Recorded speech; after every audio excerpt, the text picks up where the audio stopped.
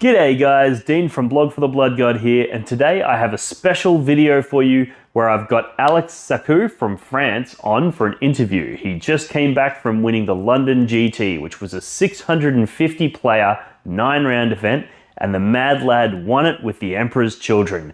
As many of you know, I'm a huge fan of the Emperor's Children, and I've sort of been building towards them, going to do some battle reports and stuff with them in the future. So it was really interesting to see them perform so well at such a massive, major ITC event. So as soon as I saw these results come through, I was like, I absolutely have to get this Mad Lad on so that me and him can talk Emperor's Children, talk Chaos Space Marines, and talk in general about some of the matchups that he had, some specifics about the units in his list and all those sorts of things, and try to together bring that wisdom to you guys. So without further ado, we're going to get into the episode, but before I do, I just want to do another quick plug for the Super Thanks feature in YouTube.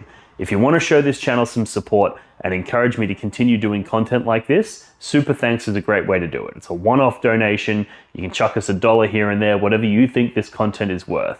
I'll never put my stuff behind a paywall. I'll never prevent anybody from having unlimited free access to it. However, in order to keep these things going, it does come at a financial cost to me. There's software subscriptions that I need to keep up with. Then there's the things like lighting and equipment that I want to continue incorporating in and producing the quality that you guys want. And all of that comes at a cost. So if you want to help the channel continue to grow, you want to keep the lights on, a Super Thanks is a really good, quick, and easy way of just saying, keep up the good work and show me that you appreciate the content that I do put out. So with that being said, let's just jump straight into the episode where I interview Alex from France about his results at the London GT. Blog for the Blood God.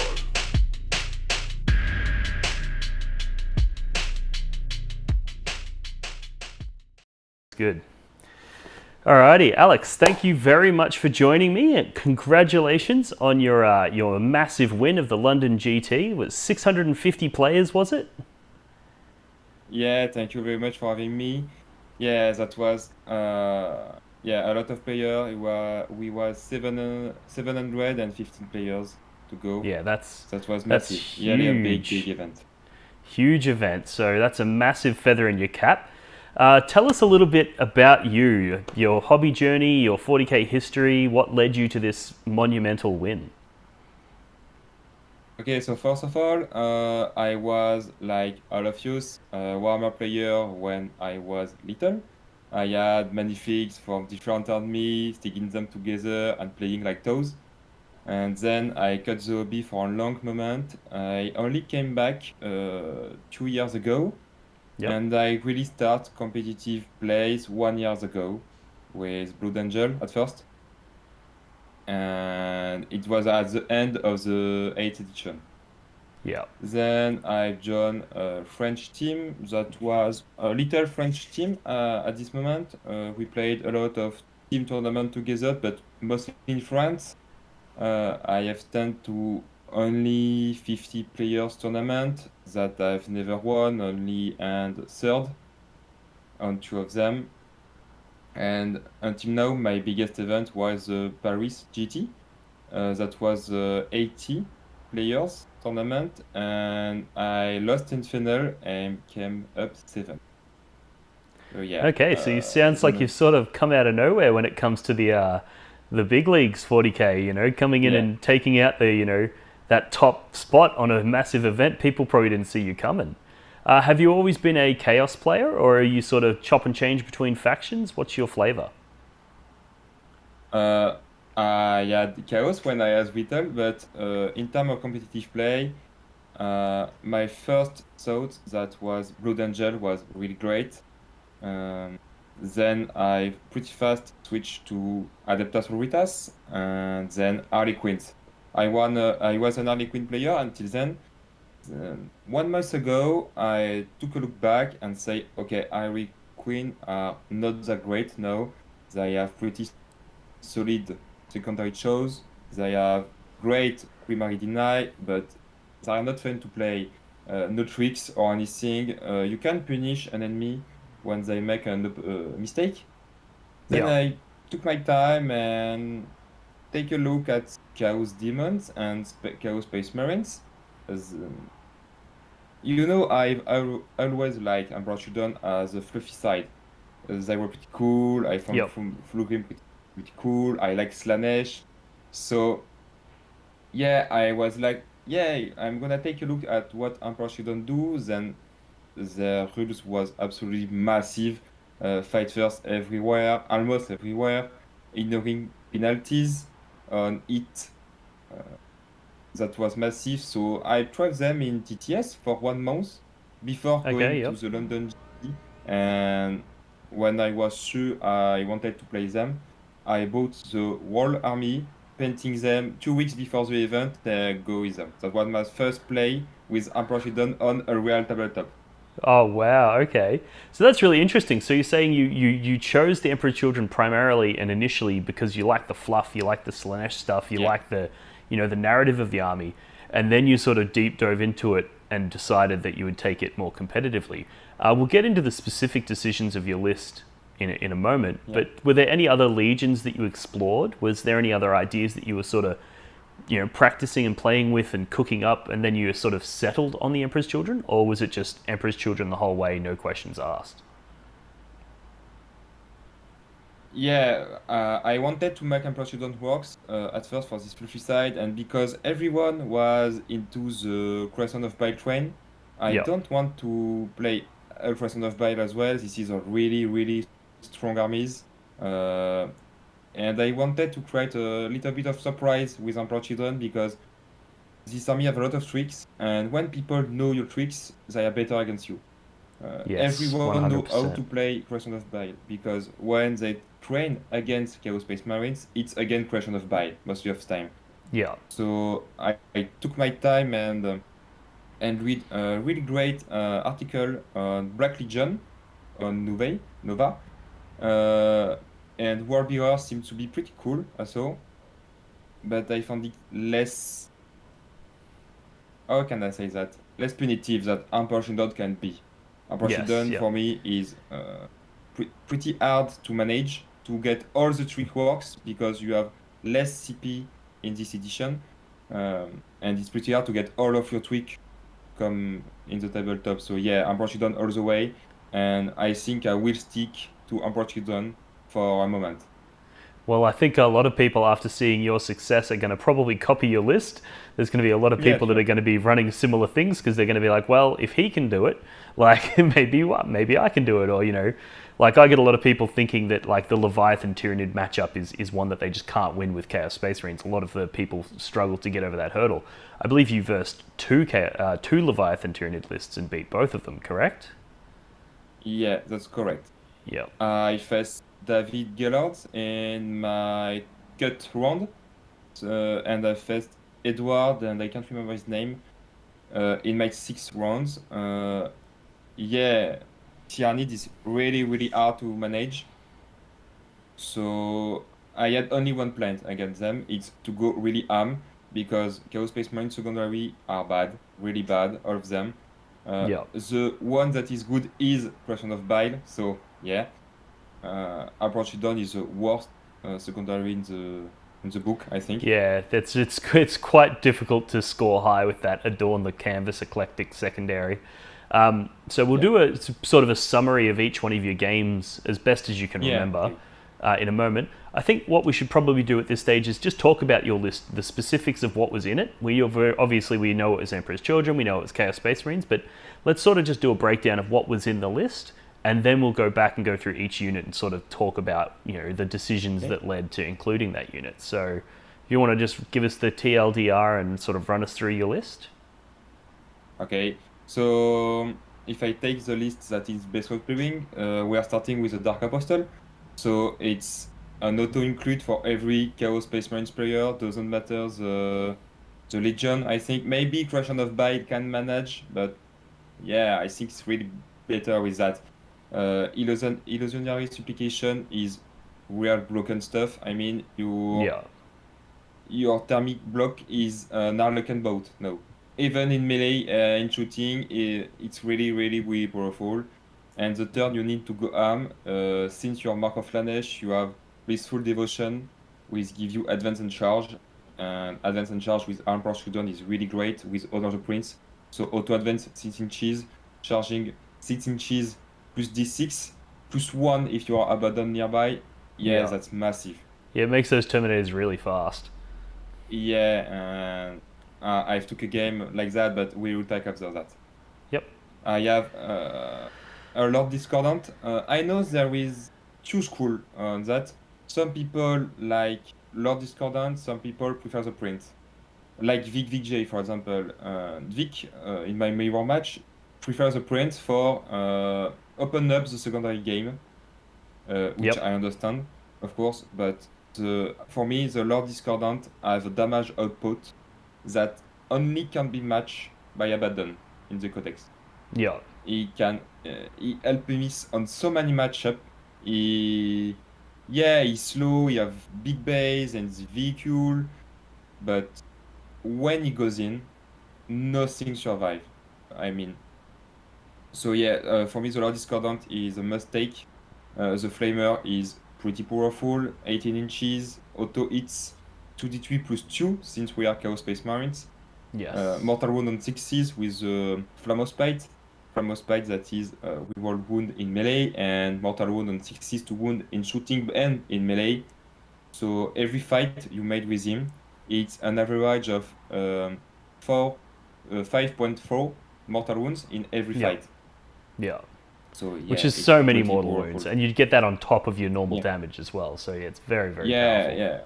Yeah. This is really incredible. And the Mantle of Traitors is the reroll hits that is often pretty great because you're hitting on twos, rerolling one, so maybe one at a time, and you're putting fight last for free.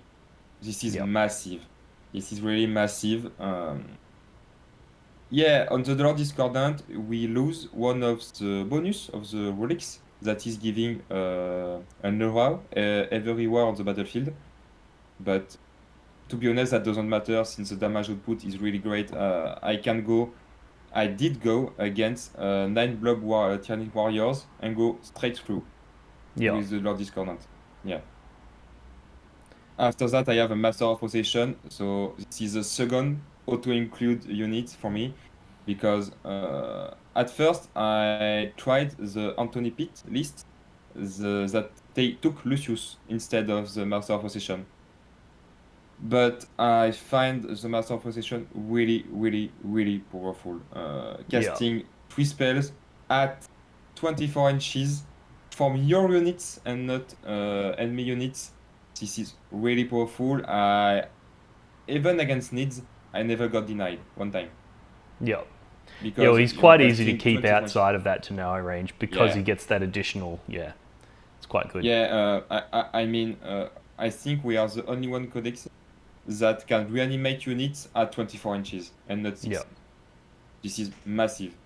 The 5-up Feel No Pain is incredible, and 5 on Termis most of the time is pretty cool. Even if sometimes I use a +1 strength on Possessed early on to get maybe against Sisters or Harlequins. Yep. That could help me in some match. After that, I took 2 units of Cultists. One is mostly there because I think Abaddon will take a nerf. He will go up by 50 points. So this is a unit I can just put back and then, okay, my list is the same. I'm the same. Having 2 units of Cultist is still cool because I play Banner every single game. And then I have 1 unit that can stay behind. I can put all of my Nose Marines in the middle board and use the... I don't have enough Nose Marine sitting back, you know. So every Nose Marine is fighting for the middle board, along with the Terminators, with Abaddon, with everything. Yeah. So yeah, I have 4 squad of that. I have the basic stuff on Noise Marines. That means Icon of Slaanesh, Power of Fist on the Champion with a Chainsword. So we have 5 attacks, 4 of Fist and 1 of Chainsword. Hitting on 2s, wounding most of the time on 2s or 3. This is incredible on the cheap troop, Obsec. I mean, they came with only 35 pounds. And of course, I have the Blastmasters. That is, I think, the best thing is the Emperor Shaitan army. This Yeah, only the gun. Blastmasters, that was one of the first things when I opened the Codex. I was like, wow, Yeah. Blastmasters are insane. Just that Yeah. ability to do 4 damage, getting that wanton destruction early in the game, so you're getting those exploding hits, and then in the mid game you can switch to the assault profile, so you continue to get those exploding hits. It just gets value Yeah. throughout the whole game. This is incredible to have a gun that is really, really long range in Chaos, that have a massive output damage. I mean, when you are within 24 inches, it's damage 4. So it's an heavy destroyer, it's a crisis, it's everything like that. It's even a Thermis with a 5-up feel no pain that have 3 wounds, and you go Yep. with 4 damage. So you need to do 2 5-up feel no pain to stay alive. This is really, really incredible. And I mean, this gun I have 2 profile, as you said, and yeah, one is big against mech or vehicle units, and one is big against like Harlequin troops or maybe guns or things like that. You have both on one guys. So you have an answer for every situation you are Yep. going against. Only for 15 pounds. I think that's a steal for now. Yes, So I agree. yeah, 4 of them, and maybe when we will talk about my amelioration, future amelioration, I'm going with the 5th one Yep. squad. So yeah, still classic stuff. The Chaos Terminator squad with the Black Rune of Damnation, because this is broken, Yeah. Having a squad of Termis with -1 to wound on all of the squad is really, really, really great. I choose to play them full of fist, so shoots and fist, 6 power fist, and only 2 accursed weapon. Yeah, really the expensive squad, but the damage they can put hitting on trees on choose for 1 CP is incredible with strength 8, sometimes strength 10, -3 true damage. That's really good. That's really good. Yeah, especially because because they're Emperor's children, they can ignore the negative modifiers, but you can put on a positive modifier. So you can actually go, I'm going to ignore the -1 to hit, but I'm not going to ignore the +1 to hit. So I actually am hitting Yeah. on 2s, even whereas most legions would be back to hitting on 4s. So it's very, very powerful Yeah. combo. Yeah, that's really incredible, and this is why I think Emperor Children is better than maybe World Bearer that are hitting on force but rerolling everything without Abaddon.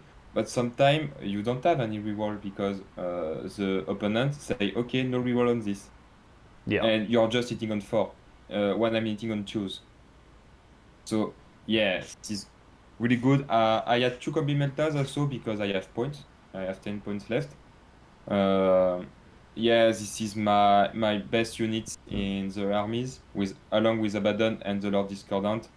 All 3 did all my game, to be honest. Yeah. So this unit starts the game, Litany goes off, Prayer goes off, Spell goes off, advance 11 inches, going in the middle of the board, waiting for the second turn, going in the deployment zone, win the game. That's basically the plan.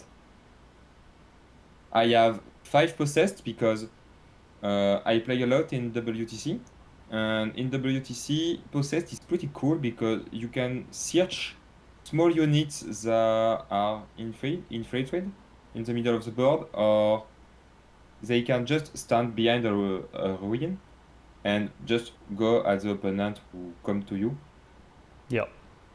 Yeah, the WTC maps have really, really dense, lots of ruins, lots of heavy terrain. So those small units of possessed are really good because they can launch out big distances. So they can sort of jump from ruin to ruin, never get shot, and pick their targets and charge in when it's suitable for them. So yeah, I agree. The possessed is a really cool little tech piece. Yeah, and one thing that was really different in the AGT was the WTC convention that allow you to charge behind the wall, even if you are 1.1 behind the wall and you can't fit your base. So in WTC, you're allowed to fight if your charge wall is enough to get you in there. Yes. So you are physically behind the wall, but you can fight.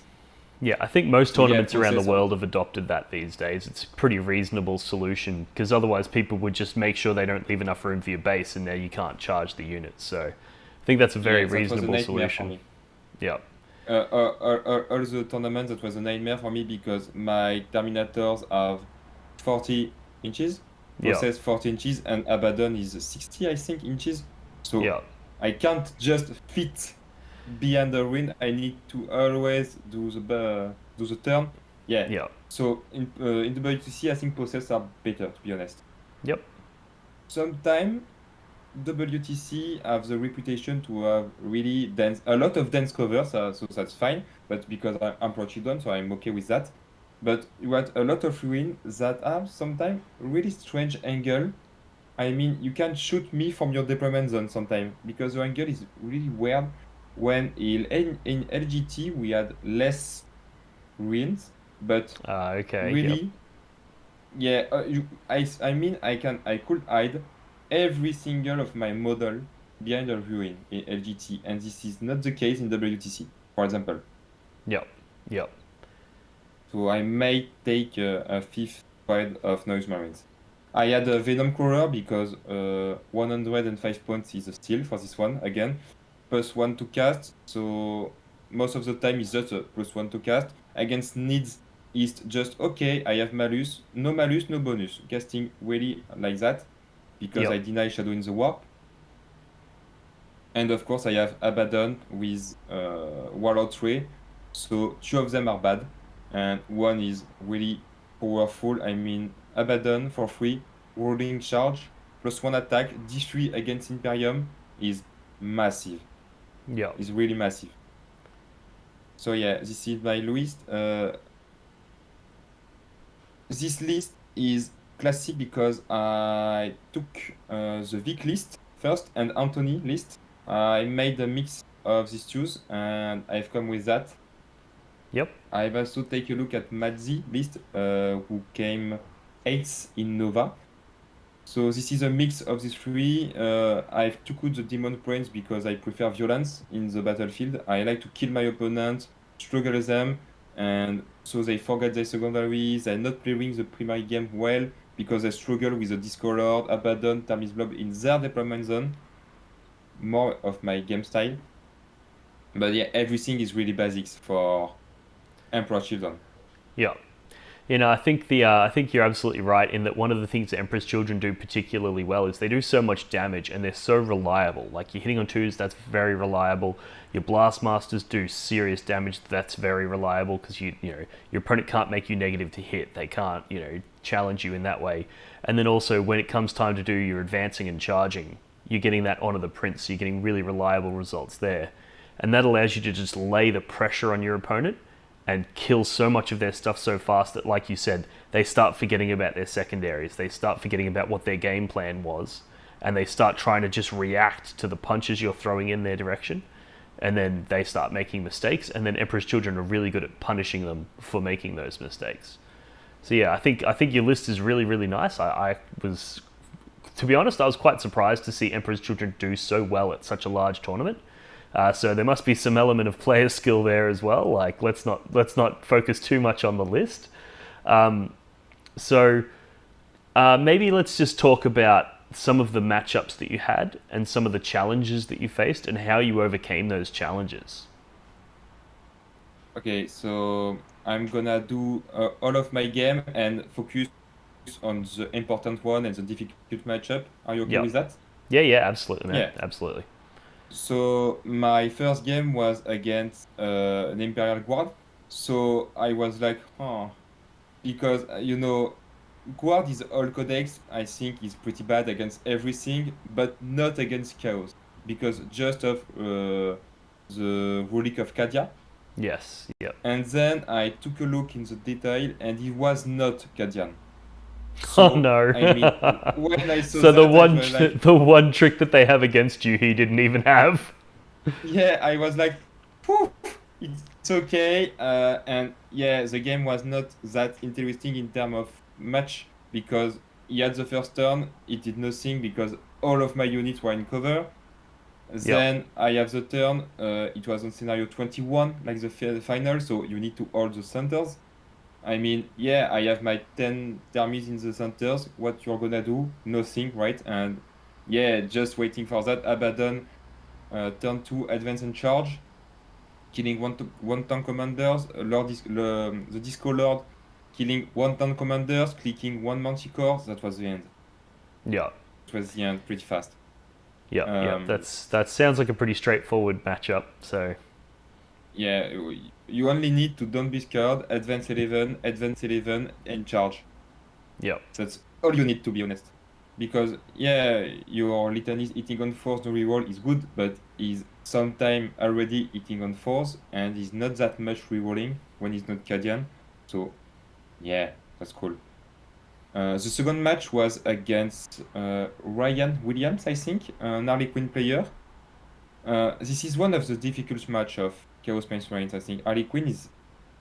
I mean, he can't kill me, but I can't outscore him. We was on the 13 inches? 13 mission? 13, yeah. So the domination one. And he has the first turn, he made a single mistake. Yeah, really, one single mistake that lost him the game because, again, like I said, against him I took banners, which is meh against Harley Quinn. I couldn't took no prisoners because he was giving me 4. So I took the Long War, which is meh. I mean, if you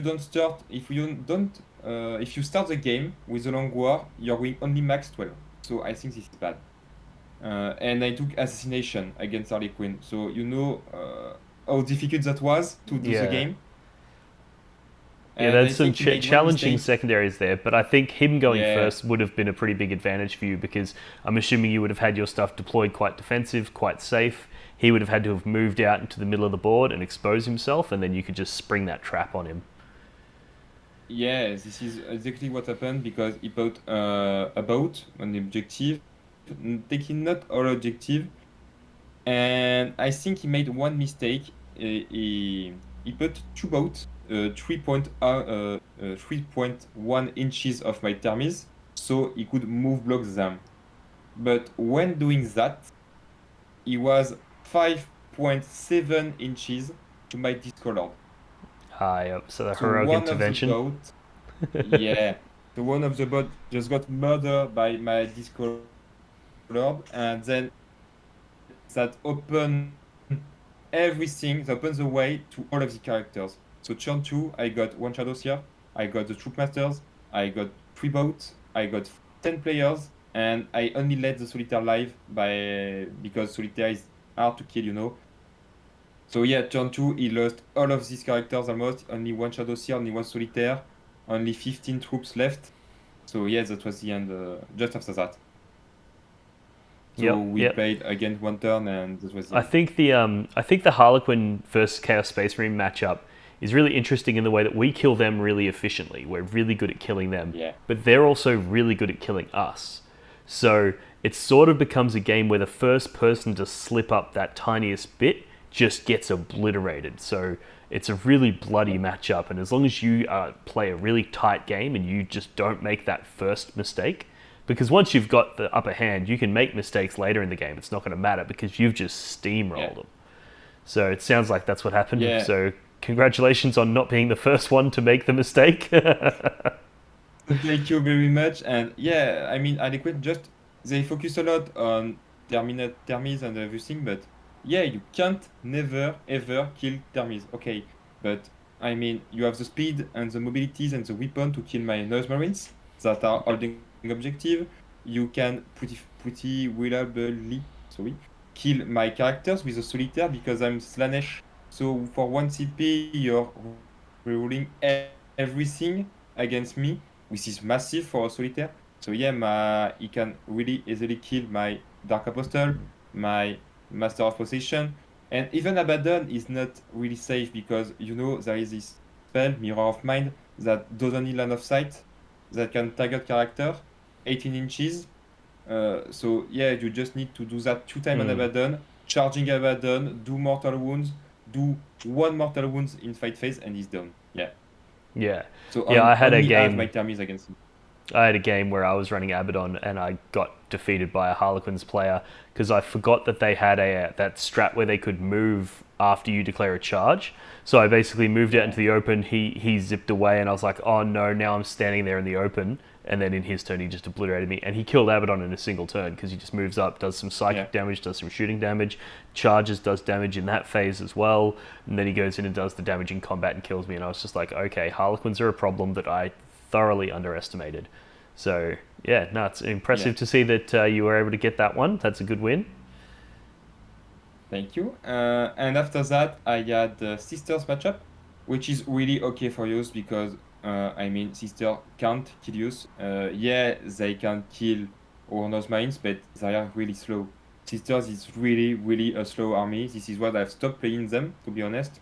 Yep. I mean, the secret trick against Sisters is you take your tape measure, take 24.1 inches, and you can charge. Nothing in the army can charge 21.1 inches. 24.1 inches, sorry. So, yeah, I mean, you just have this big blood of Terminators. No rerolls for Repentia is massive. Wounding on 4 for Repentia is massive. So they just can't kill these Termies. Abaddon in this game did absolutely everything because turn 2 he got into the deployment zone with a big advance and charge. I did 6 on my advance, so I could charge a 10 squad of Retributors that I shut down the Overwatch because you can also shut down the Overwatch with the Blastmasters. There is nothing he can do, I mean. And then when I got right in the deployment zone, he made a mistake. He was doing fallback movement with stuff, and he was like 3.1 inches from me. And then when he fall back the last Retributor of Abaddon, I was like, okay, 2 CP, I'm gonna consolidate. And then I just consolidate straight into a squad of Repentia. So every Retributor that was aiming to shoot as Abaddon couldn't. And the Repentia, I was fighting first. They have no reroll, everything, so I just killed them. Oh wow! He didn't even manage to pay 2 CP. Oh, that would have felt good. One of those situations where you just like, yeah, that's amazing. I couldn't know you could do that. I was like, yeah, sorry, this is. I mean, this is interesting to speak about this right now because I was not very confident because I mean, I don't like to win on gotcha. You know, this is always a draw line in the game. If it's bad to win by gotcha. I mean, I didn't know. Yeah, I lost only on that because I didn't know. So I think I found a good method. It's every game at the start of the game. I'm like, okay, do you know approach you done? He's like, yeah or not. I explain the basic stuff, the really basic stuff, my armies, what they do. That's all. And I say, okay, my army relies on streak to win. I have a lot of stratagem to trick you. So I can't, because I need to win, I'm here to win, you know, I've come from France, everything. I can't tell you how to play your game, but if you ask, I will always answer honestly. Yeah. And well, I think a lot of people have this expectation that you need to tell them every single trick that you have. And it's like, well, no, that's your job, right? Like my job is to know what I can do and ask the intelligent questions, and then your job is to know what you can do and ask the intelligent questions so that we can then have a game. It's like the old Auspex scan stratagem where it's like, okay, if they deep strike near you, and you go, cool, I'm going to use Auspex scan. If you have to tell them that before you use it and let them take back that deep strike, why would the stratagem even exist? Because no one would ever, it would never happen because everyone would just be like, oh, good point, I'll just put myself 4 or 5 inches back, or I'll go near something else. So I agree that the gotchas can feel bad, and there are certain situations where you need to make sure your opponent knows. My general approach is at the start of the game, I'll ask, like you said, do you know my army? Have you ever played against Emperor's Children before? Have you ever played against Chaos Space Marines before? And if they say yes, I'll be like, okay, cool. Do you have any questions? And if they don't, then off we go. I assume that they know all of my tricks because they've played it before. If they say that they haven't played it before or they're not familiar with it, I'll just rapid fire run through all of the tricks. I'll go, cool, I can do this, I can do that, I can do that, I can do that, I can do this, right?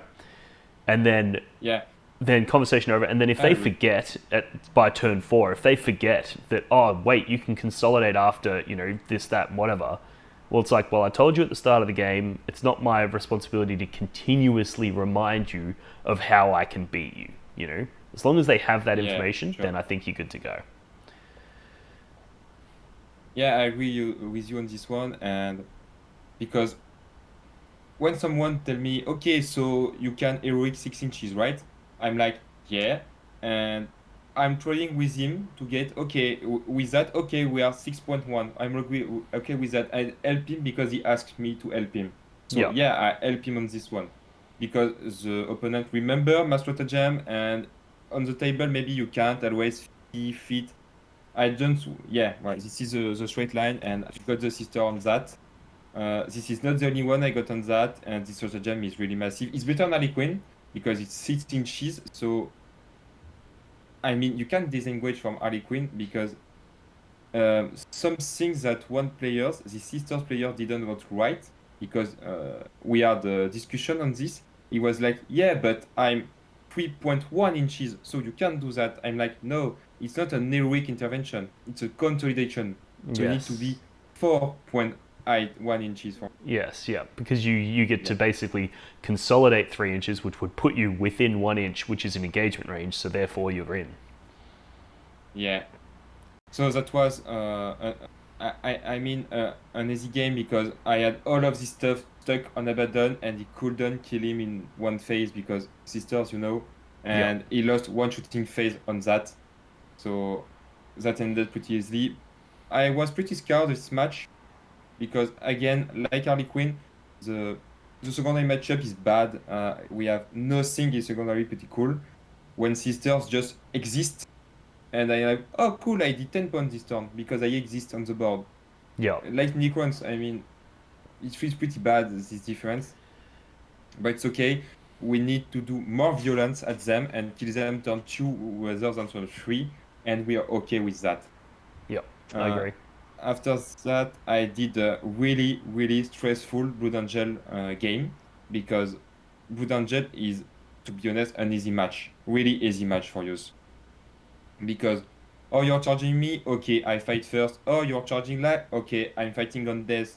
Oh, here you're fighting last, and it just can't ever kill Abaddon because he has no shooting. Yeah. So Abaddon is a king in this match. Yeah, he's moving fast, but he can't just run away from Abaddon the whole game. And on this game, I was pretty scared because he got the first turn, so he's doing Blood Angel things, killing my squad of... we are trading our squad of Possessed in Death Company, I'm fighting on Death. So I was like, yeah, he scored 4 points by doing that.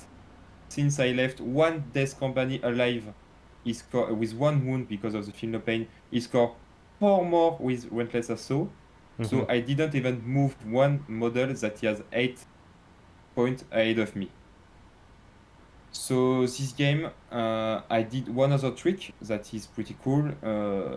On turn 2, I only killed 1 Sanguinary Guard because I had all full shooting, all full melee, everything goes wrong in this turn. So I was like, oh yeah, I think I'm just gonna lose that because I couldn't kill, I killed nothing this turn. And then he made a mistake. He wanted to deny point on Abaddon. Abaddon could just he put 5 Sanguinary Guard on the objective. He was okay, I'm outside of your heroic intervene distance. I'm like, okay. So I'm gonna pay 1 CP, making Abaddon Red Corsair, giving him 2 model. So he had 4 Sanguinary Guard into the objective. I had 3 Thermals and Abaddon. So we had 4 and 4.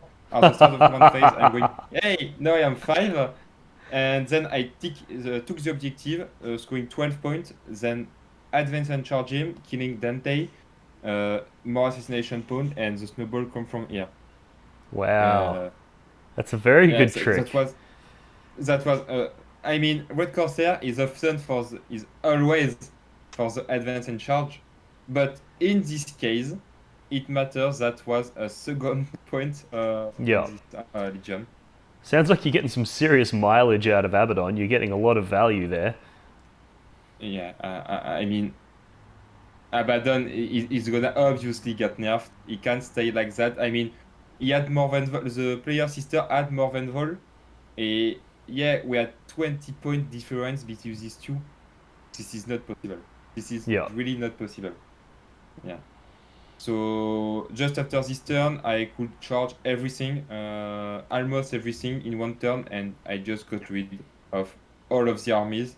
He failed an important charge, a 16 charge rewarding. So yeah, he might have, he might could take not the win because I had the late game, because turn 4 he was basically table, so I could score really good primaries. But yeah, Blood Angel is really a scary army. This is an easy matchup, but don't take it too easy because they have insane damage and they are incredibly fast. Yeah. So pretty hard to get with Abaddon and everything. All right, cool. What about your next matchup?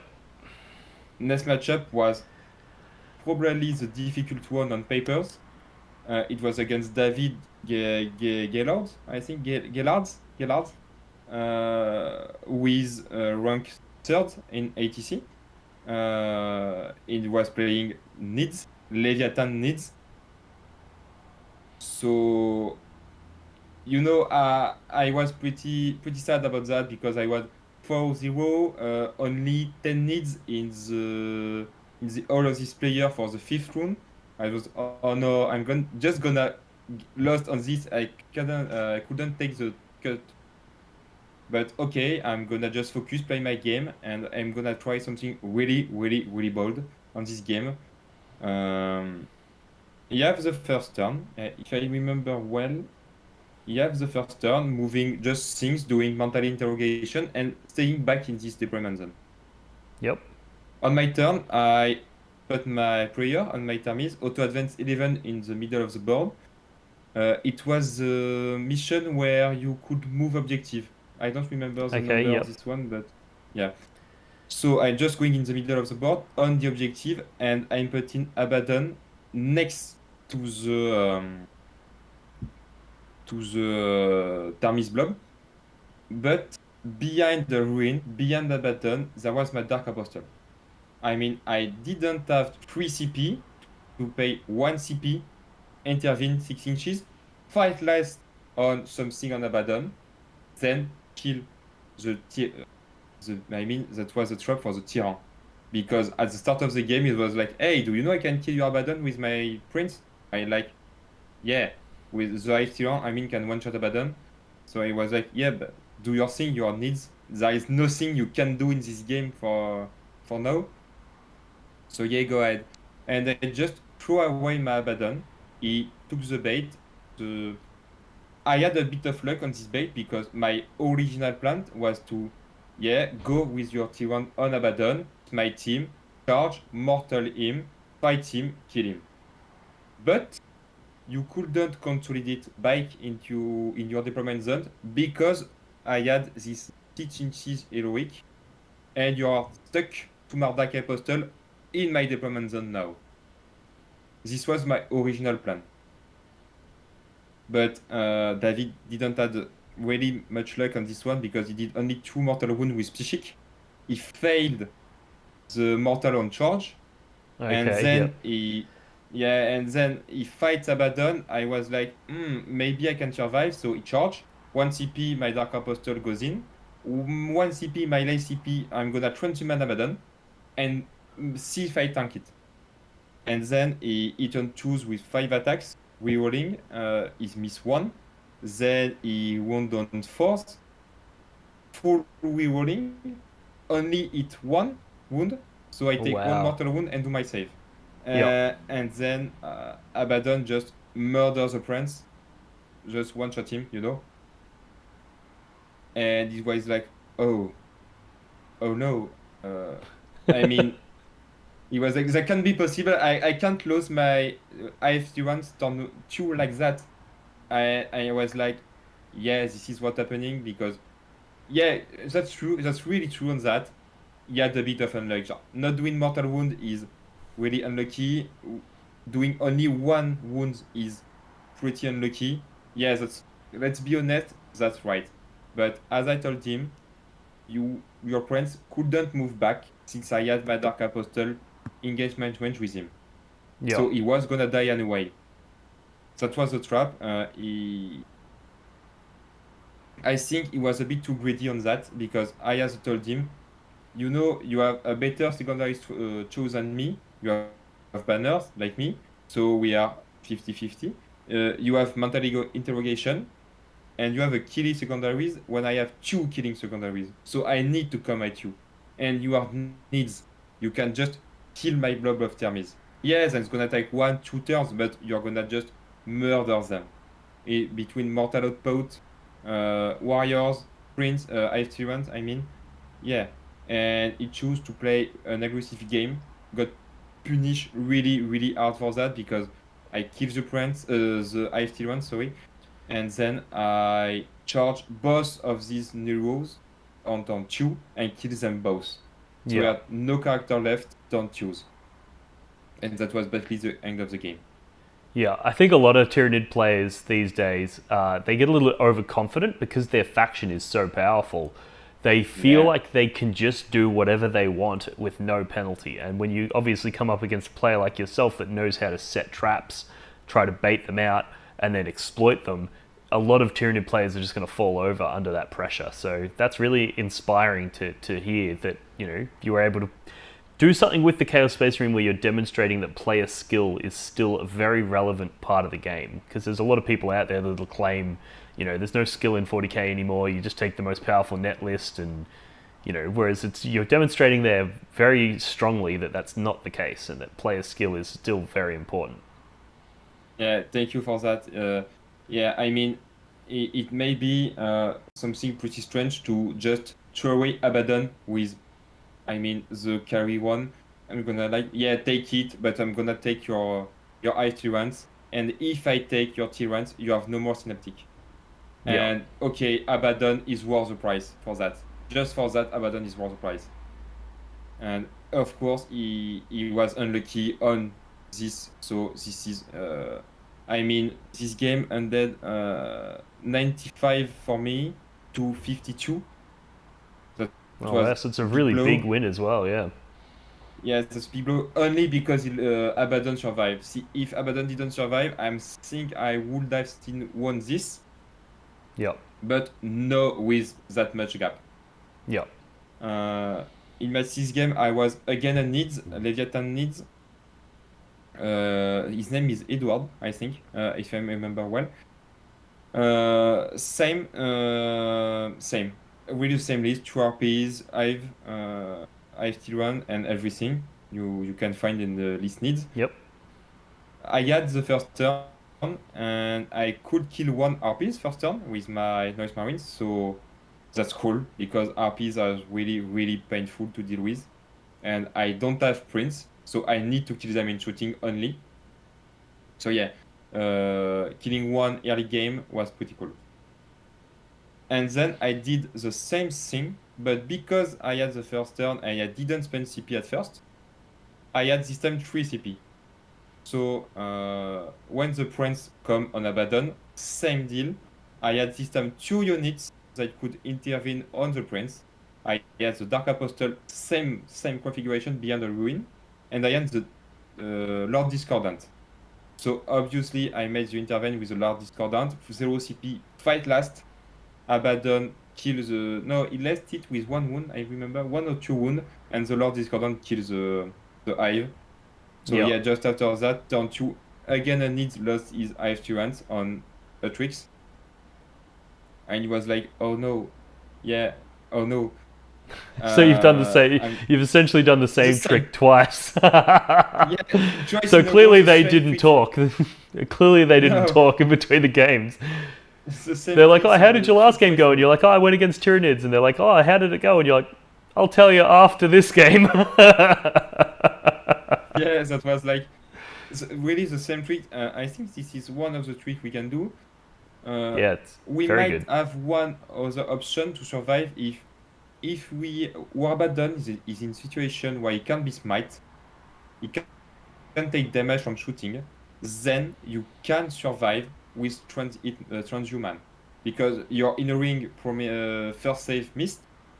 Then you can have a CP rerolling, and yeah, you're alive with 1 on 2 wound and you kill the Chiron after that. Yep. This is your only option, I mean. Just after that, I had a Necrons player, a pretty good Necron player from Netherlands WTC team. Yep. Yeah, I think this is this one. I mean, Necrons, I don't understand the hype on Necrons. Yeah, the secondary game is really stupid, let's be honest. They exist and they score more than Sisters just by being on the board, doing nothing. But Necrons are just a bad faction. They have no damage, they have no tankiness, nothing. So I had the first turn, I did really nothing, just moving stuff and waiting for his turn. And then he put 9 squad of scarabs in the middle, blocking me almost everything. And I was like, oh, okay, so you're screening me? Then I charged with everything I could charge. Even every Nose Marine charge, Abaddon, Lord Discordant, everything charged this unit of Scarab. He made a mistake because I could charge in his deployment zone with my Thermes unit of Destroyers. So turn 2, he lost almost all of his Stoneblade. He lost the Destroyers, and since he gave me the chance to go in the middle board with all of thy army, turn 3 was basically table. He lost the Silent King on Heroic on Thermes because I think the turn 2 blow was massive enough to a little bit stun him, and he doesn't remember everything. So he put your Silent King 1.2 to my Thermes. I was like, okay, cool, I'm gonna intervene on a menhir, so I don't get fight last. So I'm gonna fighting first on your Silent King and then kill him. Yeah, I think he was like, okay, yeah. I think there's two things to sort of highlight there. I think is one of them is that one of the challenges with the Chaos Space Marines list is they can be quite slow, and you can sort of try to play around them. But if you throw a unit of Scarabs into the center of the table, well, he's just let you gain all that movement from all of those charges, and you're able to use that to pull your entire army up into the center of the table. Whereas if he stays back, you might be able to like advance and charge one unit, you might be able to do some stuff, but you're not going to get your whole army in the center. So him doing that has really just accelerated the pace of the game, and it's allowed you to get right up in there. And the other thing is, like you said, the Necrons, they just don't do enough damage. I had a game with Night Lords Terminators with similar suite of powers and stuff as what you had. And I ended the game with 8 Terminators. Like, I just threw the Terminators at him, and he couldn't kill him. And he was killing 2 a turn, but I was resurrecting 1 every turn. So it was like, I probably killed more of my own Terminators than he did, because I was using the Ritual Dagger on the Master of Possessions to kill them, to bring them back to, extend that distance. So I think that's the Necrons. I agree, they're a little bit overhyped. They just don't do enough damage. So yeah, they've got a really strong secondary game. They've got a lot of objective secured models, but they're not going to win a fight. And if you don't win the fight, then, what's the point of having good secondaries if you're tabled by turn 3? This is I have some thought on this. After that, after this game, I had my 2 difficult game. Of course, it's the semi-final and the final we're talking about. Yep. First of all, I'm really, really happy I got to play against Vic, because, I mean, he's the one I read the feedback on Ambrachidon, and he gave me the idea of play Ambrachidon. Sorry. So I was really happy to play against him on semi-final.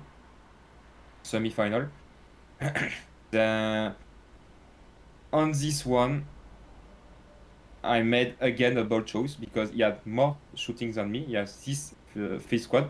He has more secondary game choice because he has the Demon Prince.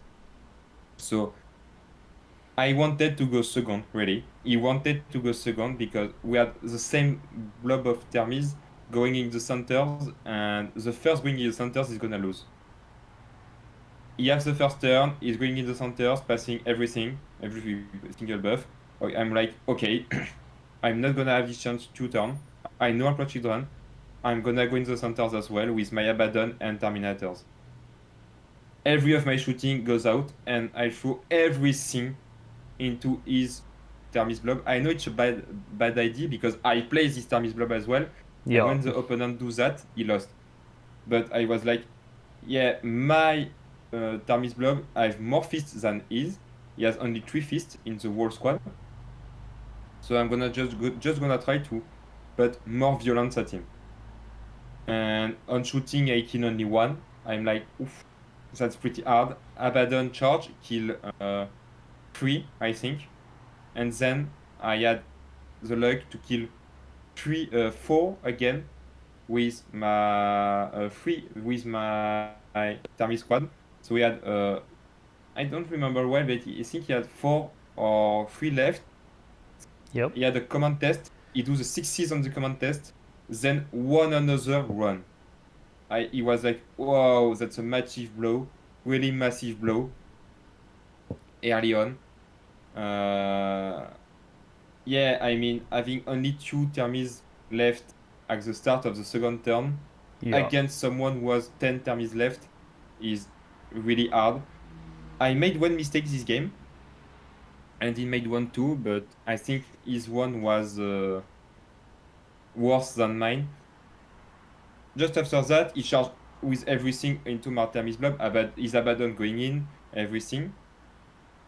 So he killed some termies. And to give you the situation, his Abaddon killed the termies that was within engagement range with him, so it was not within engagement range. Yep. And then his termies was within engagement range with mine. So he chose to throw out every shooting on my termies. He did the fallback, he fallback his termies, and I'm like, okay, I'm gonna pay 2 CP and gonna consolidate it into your Abaddon. So he's only strength 9, so wounding on 4, and you can't shoot at me. He was like, I totally forgot about that. So this is what we talked before. When the game is stressful, when the opponent took a massive blow, he even forgot about his own stratagem. Yeah. And this is what bought me a turn. I could fight Abaddon before him because he fight before me because we were both fight first, and then it's its turn. So he fight before me. I could fight, and my mistake came after that. I don't know why I choose to stay in combat with Abaddon. I could just have fallbacking my termies, shooting Abaddon, smiting Abaddon, and charging his Abaddon with my Abaddon, and I could have just killed him turn 2 when my Abaddon was still full wound remaining. Yeah. And that would have been huge. So you've killed most of his Terminators, and you could have potentially had killed his Abaddon as well. That would have been a big swing. Yeah, and they just after my psychic phase was done, I was like, oops, I made an incredible mistake. Yeah. And he saw that, he was like, okay, I may be back in the game. And this is where the Discolor did the difference, because my Discolor killed 15 Marines. He killed, he did a lot of wound in shooting in termies. He did a lot of wound of shooting in Abaddon, because this mortal wound he can put is big on Abaddon. Yeah. He did wound on the demon points. Then turn 4, I could take almost all of my assassinate points, and he was basically double. So yeah, that was a pretty hard game because I made this mistake, and he made his mistake, and the mirror. I dislike playing mirror on every armies because I'm playing Harley Quinn against an Harley Quinn. Yeah, I don't like that because you are the same trick, you are the same rules. There is no interaction at all. Yeah, no, that's quite interesting. Him making that mistake is really interesting because not only did he forget his own rule, but he was versing the same faction. So that's a rule that both of you had. So that's quite interesting. But I mean, this sort of stuff happens, and then also, like you were saying, with the mistake that you made, like we were saying earlier, how like you go in and do so much damage early that your opponent gets flustered and they start making mistakes. The other side to that coin that people should probably be aware of is that when you go in and do massive amount of damage, it's really important not to like take your foot off the accelerator. Because if you go in and do massive damage and then be like, oh, yep, cool, I'm going to win this game, this is easy, I've done massive damage, you'll start forgetting things and you'll start being a bit more sloppy.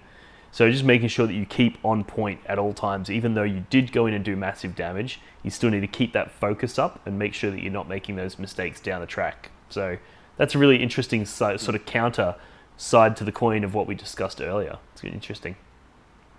Yeah.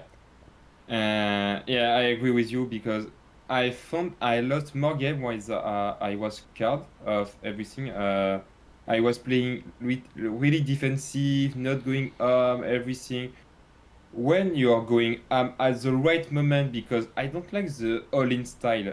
I really dislike that because it's okay. I'm going to throw dice on the 4-up I win, or I lose. Yep.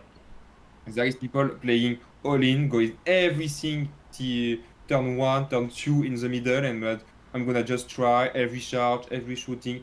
I dislike that. When you go in at the right moment and you don't let the opponent stay away with this, you're gonna win. But when you go in, you need to go in. It's not like I'm just gonna go in this one and stay back in case of no. Go in with everything. If my Thermic goes out, Abaddon goes out, the Discolored goes out, the Dark Apostle goes out, every of my nose goes out, because in your point of view, you're like, yeah, if I go outside of the building with my nose, I'm gonna lose them. But in the opponent point of view, they have Abaddon and the Thermis in the middle of the board going straight at them. So your Noise Marines is the list of the priorities. Yeah. And then you gain 1 turn of movement, because just after that, your noise, we are in the middle, going into the middle objective. And maybe they can charge something, everything, or just counter charge, or just heroic if we try to deny you the primary, when your Big Blob and Abaddon are in their deployment zone. I mean, your army is a wall, is a one. It's one thing. It's not every unit. You need to, when you're playing Chaos, you need to think as it as a wall. That every unit need each other. So if one goes out, everything need to goes out. Yeah. Because they are so really supportive. We have heroic, fight lasting. We have psychic. Yeah. So my best advice is, when your goes out, throw everything out. Yeah. And you're gonna win. Yeah, because you sort of overwhelm your opponent at that point. Whereas if you throw out one thing at a time, your opponent can deal with one thing. Whereas if you go, okay, cool, everything's going to stay hidden, they're going to hide behind walls for the first turn, then the second turn they're going to sort of move up and put themselves into positions, but still make sure they're hugging cover and as much as hiding as possible. And then maybe it's turn 3 when you go, cool, now is the time, everything goes hard. Yeah. And you go, I'm going to do as much damage in this one turn as possible, and that's just going to flip the game. So I often find that, and this is an important point when playing on chess clocks. I'm not sure if you play much on chess clocks over there, but they're a relatively common thing here in Australia. And one of my philosophies with the chess clock is, each turn I probably spend like 10 minutes tops, right? I try to make sure that my turns are really, really quick, with the exception of that one turn. That one turn when I do go, okay, this is the turn where I'm going to bring everything out, and I'm going to make sure that I'm doing every little trick that I have, and I'm going to make sure that I position everything perfectly. And that turn, I'm happy for it to take 45 minutes. You know, if that's the turn that's going to win me the game and put me in a position where my subsequent turns will be really, really fast, because I've gone out and I've done so much damage and demoralized my opponent that those last turns will be fast. So picking the right time to spring that one turn and making sure that you spend enough time getting that turn right is, in my opinion, one of the ways that Chaos players need to play. They're not like a Tau army that just flies around and does damage every turn of the game. It just does all of its things. Or Tyranid are another example where they're just, every single turn, they're going to be doing damage across multiple phases. So they don't necessarily have to hold and then spring a trap. They can sort of just Yeah. lay it on constantly. I think Chaos, we're a little bit more vulnerable. We can die relatively easily, so you need to make sure that you're hiding and protecting your vulnerable units. And then on that turn that you do spring your trap, because we don't have a massive amount of ranged damage, you need to make sure that you bring all of those weapons to bear simultaneously. So I think you're exactly right on that one. Yeah. Yeah, this is really important to have that in mind. Sorry, because I mean, it's gonna win you the game. Every single game is gonna get win like that. And my last game is a really great example of that. I'm playing again against Nassim Fouchain uh, with ninth rank in ATC with final with Tau. Tau Yep. for side enclave is pretty hard for us because they have a lot of really powerful weapon against us. And he had two plane are painful to this wheel. I got lucky because I had the first turn and I killed just one plane and let one with one wound remaining. And I did a really big mistake. I'm still thinking about that because when I move everything, I just stab one marines and then kill him and Pact of Flesh and put him back, not where he was meant to be. He was meant to be behind my Master of Possession. I put him just like that in the ruin, doesn't matter. And since I left this plane with one wound, it just okay, one TP full bracket, going just behind me, and he could snipe my Master of Possession turn 1. Oh no. I was like, oh, oops. I may have lost the game on that, to be honest. Yeah. And then I was like, oops, I did a really bad mistake. And Nassim is a great player because in the second I did this, it was like, okay, I hope my plane survive, and then I'm gonna do that. And it just did that. So I had no solution at this point to go, okay, I'm gonna just throw everything at you. Everything. Gonna try the most ball charge. I don't like to play my game on the gamble. Just win or lose action. But in this time I had no choice to my right flank was collapsing. I had no more marines left, every process was dead, Cultist was dead.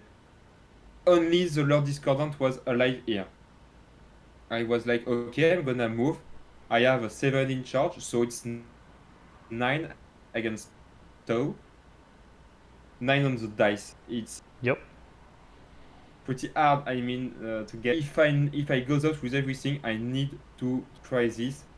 I got my charge. I was lucky because I tagged one squad of Crisis. When Abaddon killed everything in the middle because he gave me against 5 root owns to give me more movement with my Thermis for something because I charge with Abaddon and Thermis, fight with Abaddon, 2 inches consolidation, and then I have 6 inches move on my Thermis. Yep. Because I have charge. So I gained that, and the Discolor did really nothing. He killed 1 Crisis and 3 children, but just the time he bought me on the middle was massive. And then I set one other trap to Nassim because he had 1 squad of Crisis in strategic reserve. And I knew if he focus fire everything on my Thermis, they are just gonna die. Without Feel No Pain, without T5, they were gonna die. And I was like, okay, I'm gonna set a trap, and my trap was to let my Dark Apostle alone beyond the ruin, not within lockouter range. Like, oops, I made a mistake. He was like, oh, you lifeless character, I'm gonna deep strike here, kill your character, yeah, I got your Dark Apostle. But as I told him after the game, I was like, yeah, but I am ready in the middle board, so that doesn't matter anymore. And your free Crisis was not shooting on my blob, and even himself told me just right after the game, Alex, I don't know why I killed your the Dark Apostle. I don't know why I did that. I was like, yes, that was That's useless. an amazing trick. So we have this. we have this thing we call it the dark arts, and that's when you're doing these things where you're intentionally leaving a hole and then going, oh no, I fucked up, like I've left this huge, oh no, you're gonna drop in there and punish me. And it's like you want them to drop there, but you make it make it sound like you don't, and then they go for it. It's really good to see that's a common occurrence around the world. So yeah, it's funny as. Yeah, I mean, well, as I said on the edit interview for the game, Warhammer is, of course, a dice game. Obviously, a dice game. You're gonna win or lose game only with dice. Maybe not often as you think. Maybe not often as you think. Because often people was like, oh no, I missed my 4 in charge rerolling, I'm unlucky, everything. But they don't so when they did 8 4-up save on 10 save, Yeah. maybe. Yeah. And there is a lot of of course, armies needs are powerful. Obviously, it's easier to win with needs than Space Marines, for example. And at last, there is a lot of Mantle in Warhammer. There is a lot of mind game. Yeah, I think it's almost, especially at the top level, I would argue it's almost primarily a mind game, more so than it is a luck game, because most people, they build into their plan ways to mitigate that luck. So, sure, you might have failed that charge, but a competent player is going to set up multiple charges so that if that one fails, it's okay, because this one's probably going to work, So, whereas being able to do those things, like I remember I had one game where I was running a whole bunch of bloodletters. This was back in early 8th edition, a whole bunch of bloodletters, and it was a teams event, and I got put into an Eldar flyer list. And I was like, okay, well, bloodletters I can't charge the flyers, I can't engage with them whatsoever. So I just did a few things with movement to really manipulate those flyers. One of them was I left a gap where I had a character in the middle, and it was enough room for him to put a flyer in so he could shoot the character. And he thought, oh, he's got me, it's this huge trap. And I'm like, oh no. But really what I did is I made the gap the right shape so that when he put his flyer there, in the next turn, that flyer wouldn't be able to pivot, and therefore it would have to fly in a straight line off the table. And that was back when if a flyer went off the table, it died. Yeah. So it was like, that was my way of going, okay, I'm going to use this trap to make you think you're going in. And yeah, he went in there and killed my character, but that character was a bloodletter with a sword. Like, he wasn't a threat. There was no need to kill that character. But doing that allowed me to sort of manipulate him and take out a flyer. So there's stuff like that you can do at that top level that's way more powerful than any luck, any dice roll that you're going to make. Those decisions that you make are really powerful. So I think people definitely overvalue luck in the game, and they undervalue those sorts of things. Yeah, really I've played a few on this plane, and that was both my semis and finals was pretty difficult because my opponent didn't concede early on. They was like, okay, I'm gonna get this win. No, doesn't matter how I get it. And they played the game until the very end. So if someone play until the very end with the goal to win in mind, the more you're playing, the more you're likely making mistake, because not everyone is perfect. Even the best player in the world, I won't give name.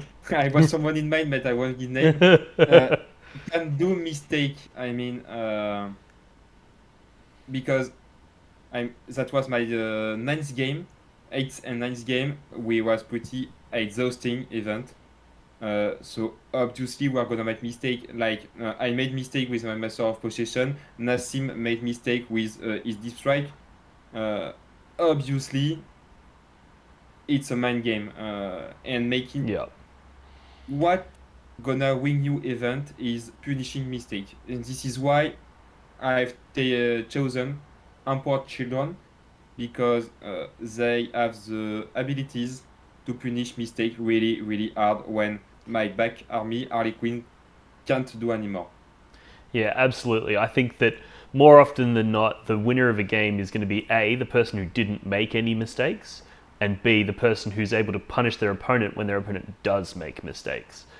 And I also think another thing, like you're saying, it's a nine games back to back. Another really important skill to develop is just the endurance. You know, being able to play that many games and play, you know, like if they're 3 hour rounds, you're looking at 27 hours worth of gaming over a single weekend.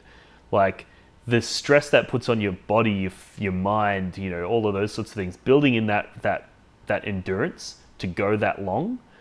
You know, there's a lot of people that when they're in the first couple of rounds of an event, they're crisp, they're making no mistakes, they're playing really strong games, but when you catch them at the end of the event and they're just exhausted and they're just like, I can't be fucked, you know, maybe they went out on the Saturday night and had a really big night with the boys, and now on the Sunday when they're going into those last rounds, they're a bit dry, you know. So when you're playing at that sort of, you know, that if you're in that tournament winning position where you're playing off for the win, it's really important to make sure, you know, you get your rest, you eat well, get your endurance up.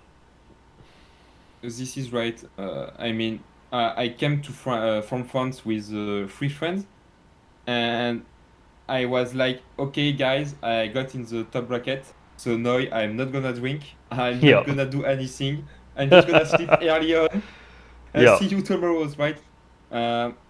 It's always something to manage because Warhammer is not a job, it's a hobby. I go there with friends, I like to drink and have parties, you know. But when you have the opportunities to do something pretty cool, like winning the GT or even getting in the semi-final, for example, maybe just take it more serious. If you wanna take it more serious, what I like with Warhammer is if you wanna play Crusade, go play Crusade. No one is gonna blame you. If you wanna just paint one model, just do it. If you wanna play competitively, just do it. I don't think, honestly, a lot of people in the world live on Warhammers. I hope more and more people can do that in the future, like you or other content creators.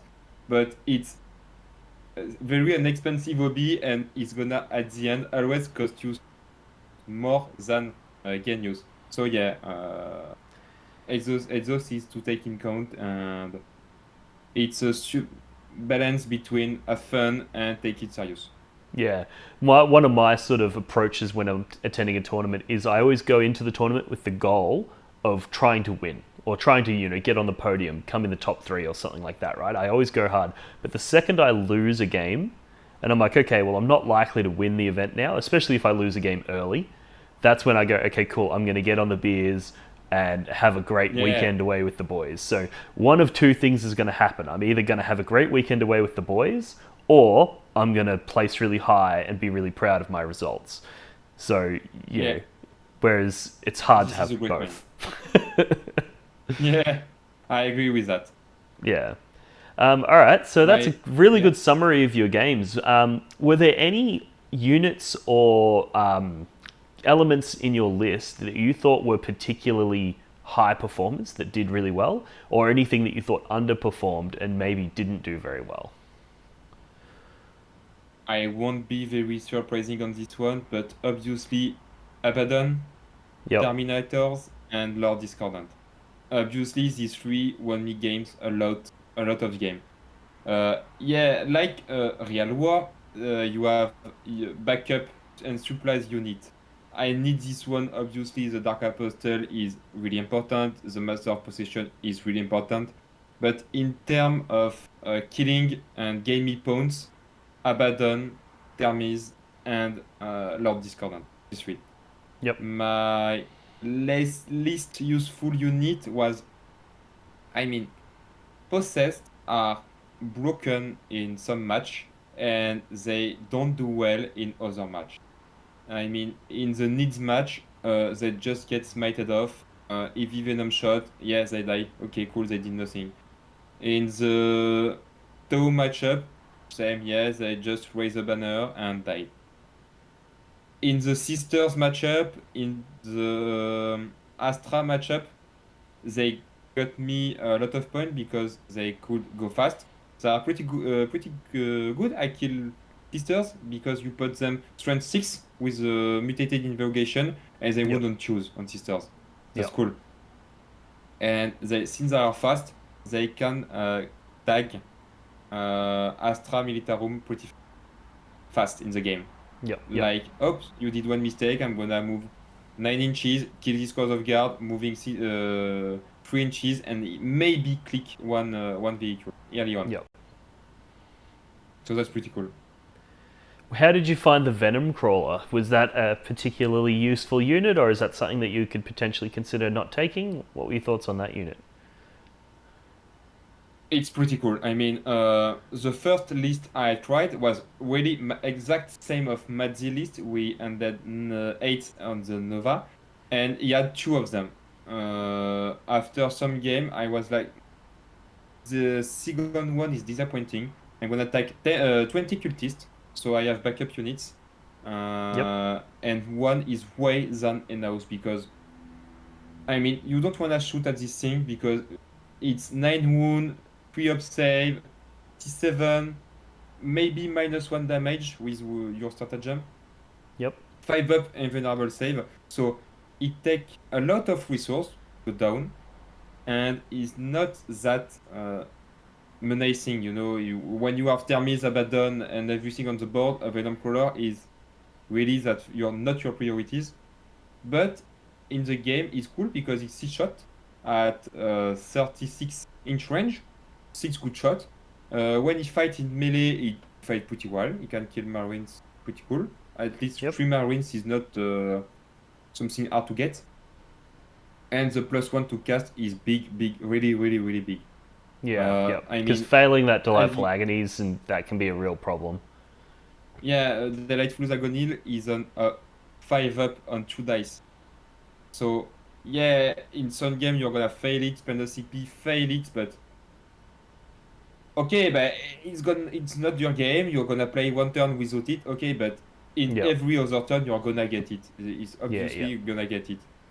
And Pact of Flesh is because I like to stab my Marines. I never stab my Thermis because I play against Sisters. You could deny. I play against Harley Quinn, mirror matchups, and Nits who could deny. So my Master of Possession was really far behind and not within 3 inches of my Thermis. So I just stab a lot of my Marines and putting them back.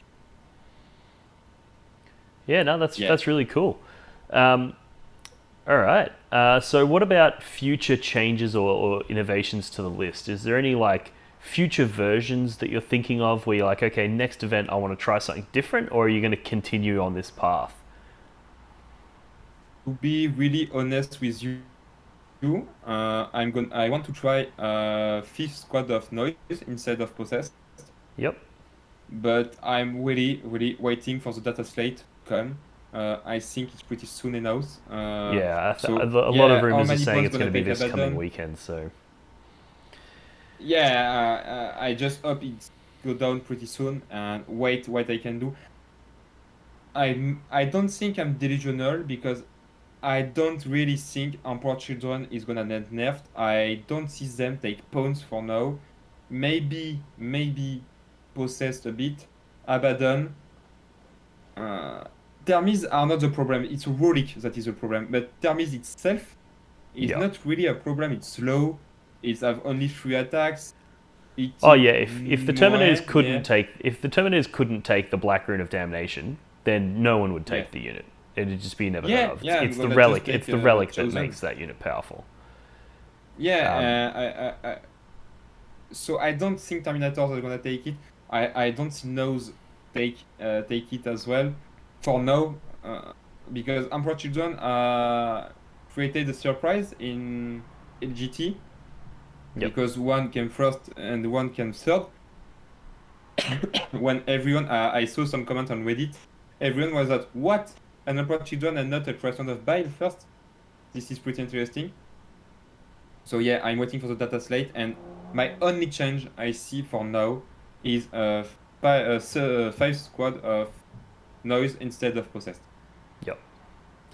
Yeah, no, that's very interesting. So yeah, unless you have anything else you want to talk about, I know you said you needed to head off relatively soon, so I don't want to take you too much of your time. I appreciate you coming on. Do you have any any blogs or channels or anything like that you're involved in that you'd like to sort of spruik or anything like that? Gaming club?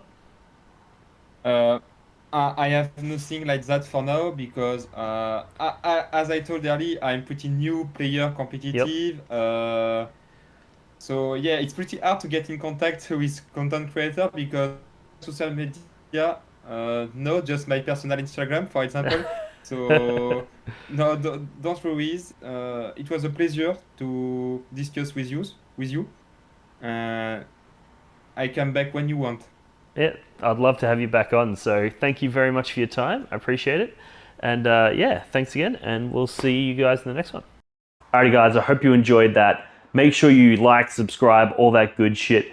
And check out the comments section below. Let's get a conversation going about his list, about the matchups, about some of the points that we raised in that conversation. Let's keep the conversation going. It's not just between me and him, it's between us as a community. So let's fill that comment section with some thoughts.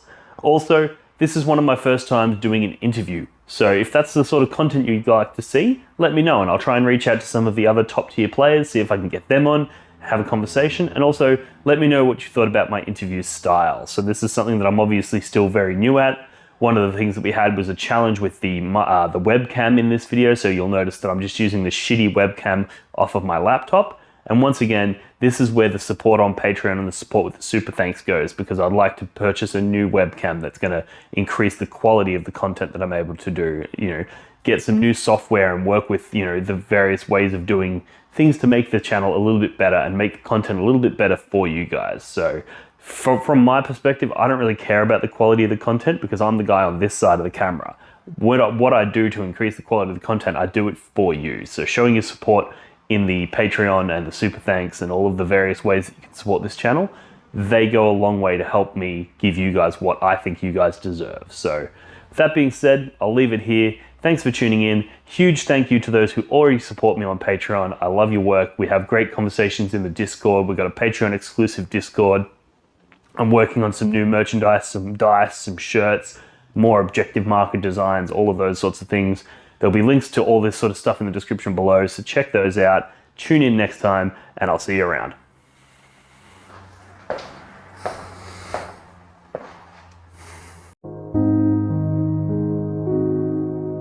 The Warhammer community suffers from some of the most prohibitively expensive essentials in the world, especially Australian content creators. Every single day, Dean wants to create content, but he can't.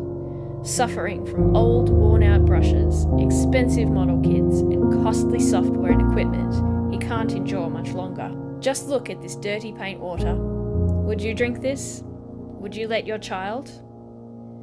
Even a small monthly donation can help provide Dean with clean paint water, basic tools for survival, and access to life-saving information and education. So please, follow the links in the description below and find out how you can sponsor a mad cunt like Dean today and end the suffering. Suffering that is cruel, unsustainable, and your fault.